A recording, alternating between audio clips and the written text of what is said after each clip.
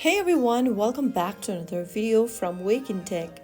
Today in this video, I'm going to show you how to clear cache on Bybit application using your mobile device.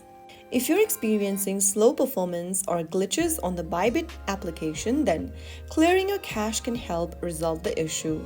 First of all, open up the Bybit application on your smartphone and log into your account. Once logged in, tap on your profile avatar at the top left corner. Soon after you do that, click on the gear button at the top right. This will bring up User Center. Click on General and then scroll down to Storage Management and tap on it. On the next page, click on the trash can right next to Cache and click on Confirm, and this will now clear out your cache data from your application.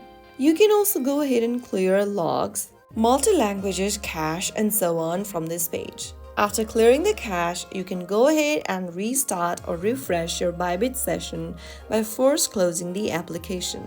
And this ensures that the platform loads with the most up-to-date data and settings. If you found the video helpful, don't forget to like, share, and subscribe to the channel.